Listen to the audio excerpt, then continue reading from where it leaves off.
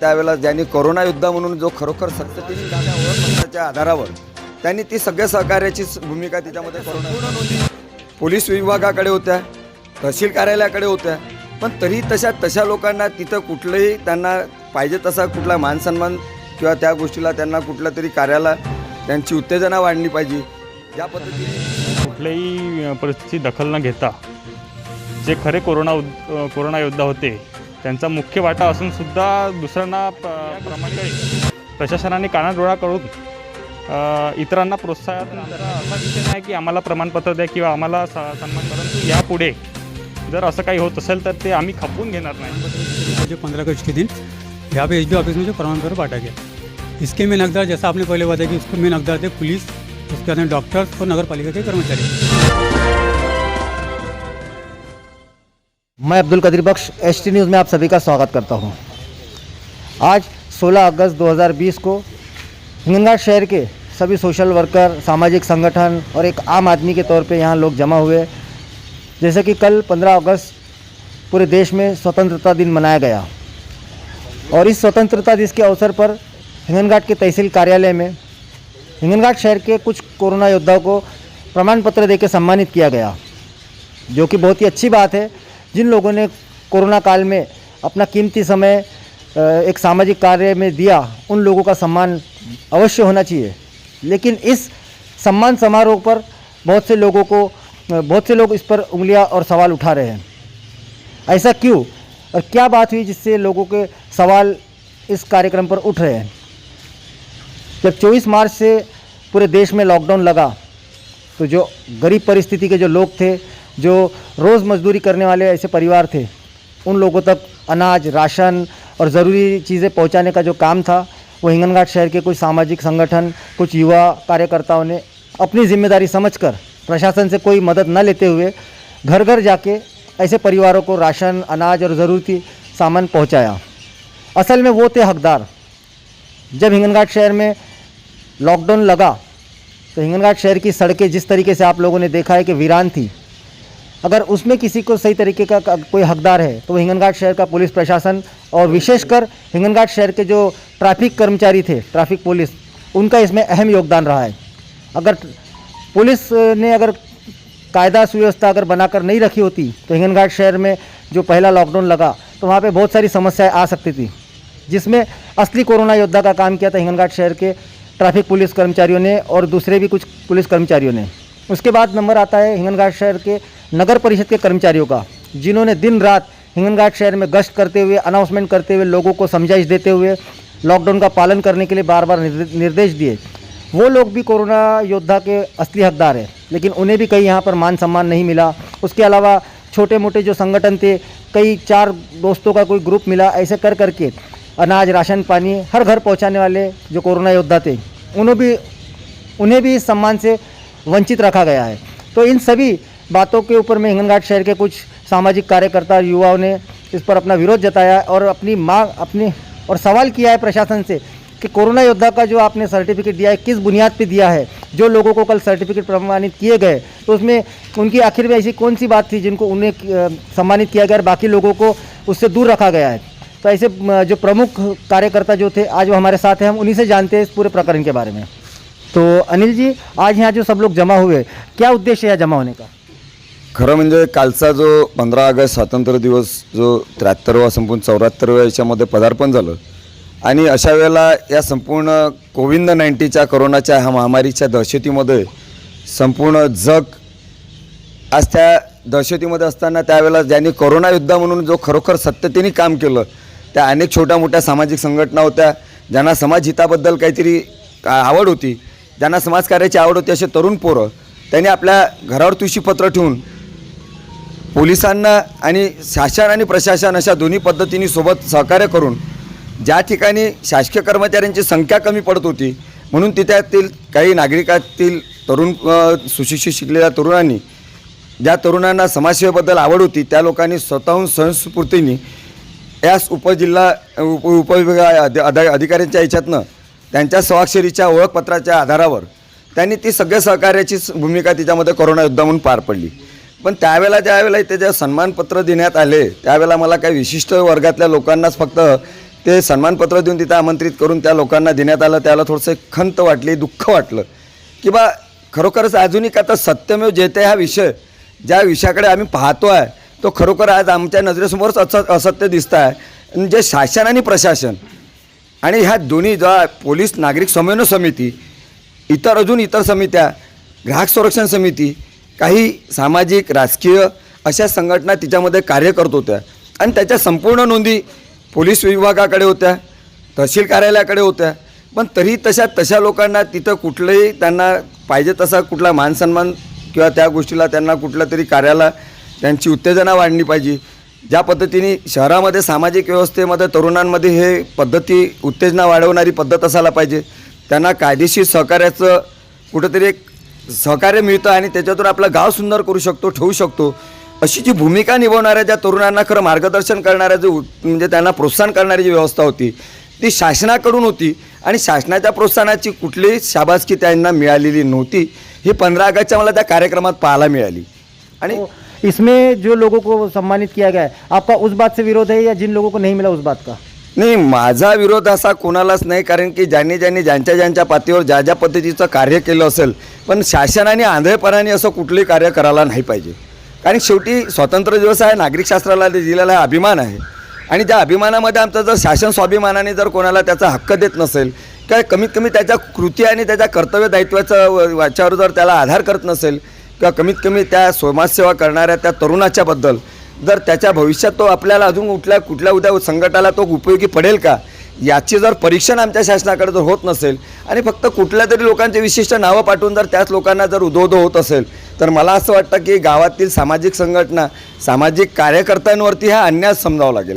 कारण त्यांनी स्वयंस्फूर्तीने तुम्हाला मदत केली की शासनापाशी कर्मचारी कमी आहे आणि हे कर्मचारी संपूर्ण शहराला एवढ्या लाख लोकसंख्येला ते सांभाळू शकत नाही.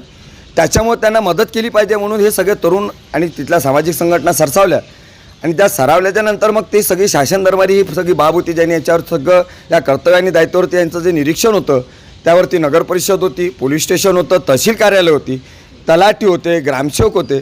या लोकांकडे हा संपूर्ण आढावा होता की त्यांना ते कोण कोण मदत करताय. जसं आता माझ्यासोबत इथे जेवढे जे आहे सगळे करोना योद्धा होते की ज्यांनी आपल्या जीवाची पर्वा न करता, कुटुंबाचा कुठलंही कथत लक्ष न करता गावाच्या शहराच्या हितासाठी, ग्रामीण भागाच्या हितासाठी त्यांनी जे कार्य केलं, एक या शासनाला मदत म्हणून ते कार्य करत होते. पण शासनाने त्याची दखल घेताना मला कुठे निदर्शनात आली नाही. त्याच्यामुळे मला थोडंसं एक दुःख वाटलं आणि त्या दुःखाचं सगळ्यात मोठं ज्या पाहता ज्या तरुणांच्या चेहऱ्यावरती जो उत्साह पाहिजे होता तो 15 ऑगस्ट जो स्वतंत्र दिवस म्हणून साजरा केला जातो, त्यानंतर ही बातमी त्यांच्या कानावर गेल्याच्यानंतर त्यांच्या चेहऱ्यावरची जो दुःखाचा आढावा वाटला त्याबद्दल मला थोडंसं शासनाकडनं खंत वाटतं की आपण याचं परीक्षण आणि निरीक्षण नेहमी लक्षात घ्यावं की समोरच्या पिढीला आपण कुठला तरी उपदेश देतो आहे, त्याला उद्दिष्ट देतो आहे, ते उद्दिष्ट सामाजिक व्यवस्थेमध्ये आणि शहराच्या म्हणजे सुरक्षेच्या सुव्यवस्थेच्या उपयोगी पडणारा तरुण ह्या नेहमी त्याच्या उत्तेजित राहायला असायला पाहिजे. असं नेहमी शासनाने दक्षतापूर्वक कार्य करायला पाहिजे. माझं तेवढंच मला त्या कार्यक्रमाचं एक लक्षात आलं की इथं फक्त काही विशिष्ट वर्गातल्याच लोकांना तिच्यामध्ये बोलवण्यात आलं, ज्यांनी फूल म्हणून तर काम केलं ना, पाकळी म्हणूनच केलं होतं, पण त्यांना फुलासारखं ठेवण्यात जे दर्शवण्यात आलं त्यावेळेला एक सामाजिक कार्य करणाऱ्यावर एक दुःखद असं समजावं लागेल की त्याला ते वातावरणाचं निदर्शनात आलं की बा आम्ही आज एवढं करूनसुद्धा जर आम्हाला आमच्या या श्रमाचं, श्रेयाचं आणि या सामाजिक सहकार्याचं जर काही कुठलंही या कर्तव्याचं श्रेय आम्हाला कुठं दिसून येत नाही, शासन दरबारी त्याची दखल दिसून येत नाही, तर उद्या कोणाचं मदत करायला धावायचं. तो आज यहाँ पे हिंगनघाट शहर के वो कोरोना योद्धा, असली कोरोना योद्धा आज हमारे साथ है. हम इनसे भी जानते हैं कल का जो कोरोना योद्धा के वो जो सम्मानित कार्यक्रम था उसके बारे में इनके क्या विचार है. खरं तर विषय असा आहे की प्रशासनाने कुठल्याही परिस्थितीची दखल न घेता जे खरे कोरोना योद्धा होते त्यांचा मुख्य वाटा असूनसुद्धा दुसऱ्यांना प्रमाणित करण्यात आलं. या गोष्टीचा आम्ही जाहीरपणे निषेध करतो आहे. आणि खरं तर पूर्ण हिंगणघाट शहरामध्ये ज्यावेळी लॉकडाऊन लागलं त्यावेळी सगळ्यात पहिले मदतीचा हात मदत करण्याचा निर्णय जर कोणी घेतला असेल तर ते आमच्या संघटनेने घेतला, माझ्या मित्रपरिवाराने घेतला. आणि या गोष्टीकडे प्रशासनाने कानाडोळा करून इतरांना प्रोत्साहन करण्याचे काम केले. खरं तर आमचा असा विषय नाही की आम्हाला प्रमाणपत्र द्या किंवा आम्हाला सन्मानित करा, परंतु यापुढे जर असं काही होत असेल तर ते आम्ही खपवून घेणार नाही. आणि जे खरे कोरोना योद्धा आहे त्यांनासुद्धा आणि जे खरे कार्यकर्ते आहेत त्यांनासुद्धा प्रोत्साहन प्रशासनाने करायला पाहिजे, एवढंच हे माझं वैयक्तिक मत आहे.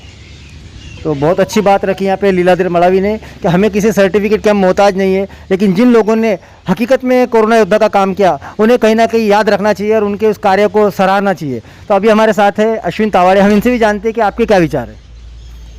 जैसे कि हमारे जैसे भारत में लॉकडाउन लगा गया, वैसे जो हमारे भीम आर्मी के जो प्रमुख राष्ट्रीय अध्यक्ष है उन्होंने जाहिर किया था कि इस देश में अगर लॉकडाउन रहता है तो इस देश में सबसे बड़ी समस्या गरीबों की आएगी. इसलिए अपने पूरे संगठन के लोगों को, पूरे देश भर में, जिले भर में लोगों को उन्होंने आदेश दिया था कि अपने पास के जो पैसे है, आपने जो कमाया उसमें से ज़्यादातर गरीबों की मदद करो. तो हमने अपने इस ज़िले में हमारे सामाजिक संस्था के माध्यम से, हमारे भीम आर्मी संगठन के माध्यम से हमने ज़िले से लेकर तहसील से लेकर ग्रामीण भागों तक गरीबों की मदद की और गरीबों को राशन पहुंचाया. और हालांकि हमने साथ ही में निवेदन कि हम लोगों को बांटना चाहते करके उनसे हमने, जो हमारे तहसीलदार साहब है उनसे हमने विनंती की हमको परमिशन दीजिए, क्योंकि धारा 144 चालू थी. हमारे जो लोग बांटने वाले लोग थे उनको कोई तकलीफ नहीं होनी चाहिए, उनसे हमने कार्ड बनवाए थे और उस कार्ड के माध्यम से हम लोगों तक अपनी जो हमको बांटना था, गरीबों की मदद करना, हमने वो मदद की. लेकिन अब हमको 15 अगस्त के स्वतंत्रता दिन के माध्यम को देखने मिला कि जिन्होंने किया उनका मान सम्मान नहीं हुआ. जैसे हमारे संगठन होगी, बाकी और अन्य संगठन काफ़ी लोगों ने मदद की, लेकिन उनका किसी का मान सम्मान नहीं हुआ. लेकिन जो एक विशेष दर्जा के लोग हैं, जो उनके साथ उठते बैठते खाते पीते लोग हैं, उनको ही वो सम्मान देते हैं. तो ये सरासर बहुत ही गलत है. इससे हमारे बाकी सामाजिक संगठन काम करने वाले जो युवा साथी हैं उनके दिल में ठेस पहुँचती कि हम इतना ईमानदारी से, स्वाभिमानी से काम करने के बावजूद भी अगर हमको नज़रअंदाज किया जाता है तो ये हमारे लिए बहुत बड़ी दिल को तकलीफ देने वाली बात होती है, क्योंकि ये सरासर गलत है और हम इस बात की निंदा करते हैं और प्रशासन से विनंती और निवेदन करते हैं कि ऐसा दोहरा मापदंड आप ना अपनाएं. सबको समान अधिकार, समान न्याय के साथ उनके साथ व्यवहार किया जाए. और मैं यही अपने कहना चाहता हूँ. तो जैसा कि जब लॉकडाउन लगा था, हिंगनघाट शहर से गुजरते हुए कई अप्रवासीय, जो महाराष्ट्रियन, जो तो अप्रवासी, जो इस राज्य के नागरिक थे, जो मजदूर वर्ग, जो एक जगह से दूसरी जगह पैदल जब सफ़र कर रहा था, तो उस सफ़र के बीच जो हिंगनघाट हमारा शहर बीच में पड़ने की वजह से उन मजदूरों को दिन रात चप्पल, मेडिसिन, खाना जो व्यवस्था करने वाले जो लोग थे संविधान चौक पे, तो वहाँ के भी एक सामाजिक कार्यकर्ता हमारे साथ हैं, उनसे भी जानते हैं उनके इस पूरे प्रकरण में क्या विचार है. 23 मार्च से लॉकडाउन शुरू हुआ था और हमारा कार्य 24 मार्च से ही, तो मजदूरों की संख्या बढ़ रही थी और वो भूख और प्यासे से हम उनको देखते थे तो हमें अच्छा नहीं लगता था. तो कुछ हिंगनघाट वासियों की मदद से हमने खाना देने का हमने वो शुरुआत की और हमारे संविधान चौक से मेरे ख्याल से बहुत हज़ारों लोग यहाँ से खाना खाकर चले गए थे. लेकिन कल जो प्रकरण हुआ है, जैसे कि असली कोरोना योद्धा को छोड़ते हुए किसी और प्रशासन ने अपने नज़दीक जानने वाले लोगों को सम्मानित किया, इस पे आपके क्या विचार है? ये अच्छी बात नहीं है. जो कोरोना योद्धा है, जो सही में है, उनको प्रशस्ति पत्र मिलना चाहिए, क्योंकि उनका जो उद्देश्य निस्वार्थी था और वो सही दिल से वो काम कर रहे थे. और उनको ऐसे काम अगर कहीं आगे जाकर करना है तो उनको उनके मन में ठेस पहुंच सकती है. और उनका ऐसा प्रशासन ने अगर ऐसे लोगों को दखल नहीं दी तो उनको लगता है कि हमने इतना कुछ करने के बाद में भी हमको, यानी प्रशासन हमारे को कुछ मान चिन्ह तो भी नहीं, मगर कुछ ऐसी सम्मानित करना चाहिए. और बाकी लोगों को भी लगता है कि ऊंचे लोगों को ही ये काम करने का यानी अधिकार है, ऐसा लग रहा है. ऐसा लगता है मुझे कि सभी को समान दर्जे से देखा जाए और जो इस कोरोना में के संकट में, ये महामारी में जिन जिन लोगों ने मदद की, जो कोई बारीक या सारीक संगठन हो या अच्छे हो, उनको समान अधिकार से उनको न्याय देना चाहिए. और तभी प्रशासन की तारीफदारी होंगी या प्रशासन को अच्छा मानेंगे कि समान अधिकार की तरफ से देखा जाए. तो अभी हमारे साथ है ताबिर फाउंडेशन और मरहबा ग्रुप के मेंबर हमीद रज़ा. हम इनसे भी जानते हैं कल जो कोरोना योद्धा का प्रमाण पत्र देकर जो सम्मान किया गया था, उस पर इनके क्या विचार है? कल जो कोरोना के सम्मान पत्र जिनको दिया गया, मेरे हिसाब से जैसा आपने पहले बताया कि वो इसके जो मेन जो हकदार है वो यहाँ पे एसडीओ ऑफिस में जो प्रमाण पत्र बांटा गया, इसके मेन हकदार जैसा आपने पहले बताया कि उसके मेन हकदार थे पुलिस, उसके बाद में डॉक्टर्स और नगर पालिका के कर्मचारी. उसके बाद में कहीं जाके नंबर लगता है तो वो हमारा लगता है या फिर जो सामाजिक संस्था उनका लगता है. उसके हम लोग उनकी कोई ये नहीं कि हमको वो मिले. लेकिन कल जो मैटर हुआ, जैसा कुछ चुनिंदा लोगों को जो प्रमाण पत्र दिया गया, मेरे हिसाब से ना मैंने देखा ना यहाँ के जो सामाजिक संस्थाएं उन्होंने कभी उन लोगों को घर घर जाके वो जो राशन है या फिर खाद्य सामग्री वो देते हुए नहीं देखा गया। तो कहने का मतलब ये है कि जब उन लोगों ने जब ऐसा को हमें देखी नहीं हमने, तो उन लोगों को प्रमाण पत्र दिया गया। हालांकि जिन लोगों ने काम किए थे प्रमाण पत्र के लोग इससे काम नहीं किए थे उन्होंने कि प्रमाण पत्र मिले हमको। कल का मैटर देख के हमारे दिल पे ऐसा एक खंजर जैसा चला है कि यार जब इन लोगों ने काम नहीं किया, इनको जब प्रमाण पत्र मिला, आगे चल कर कुछ अगर प्रॉब्लम आती है हिंगनघाट में, किसी तरह की अगर आपदा आती है तो हम लोग जाएंगे नहीं जाएंगे, हमारा ईमान हम चले जाएंगे। लेकिन जब हमने करने का इन लोगों को प्रमाण पत्र मिलता है, ये तो गलत बात है। हमारी पूरी मांग ये है उनसे कि वह कम से कम उन लोगों को बुलाकर प्रमाण पत्र देना चाहिए था, या फिर इन लोगों को भी नहीं देना चाहिए था। जैसा चल रहा था वैसे चलने देना चाहिए था। ये एक गलत मैसेज लोगों तक गया है, जिसकी हम इसकी पूरे कठोर शब्दों में निंदा करते हैं। तो उसी के साथ हमारे साथ में है निखिल, इंजीनियर निखिल कामड़े। हम इनसे भी इनके विचार संक्षिप्त में जानना चाहेंगे कि जो पूरे प्रकरण में क्या कहना है इनका। बात यह है कि कल जो मुद्दा हुआ है वो साधारण मुद्दा नहीं है। ये तो सरासर जो युवा वर्ग है, जो सामाजिक काम करने वाले लोग हैं, उन लोगों का मनोबल डाउन करने वाला खेल है।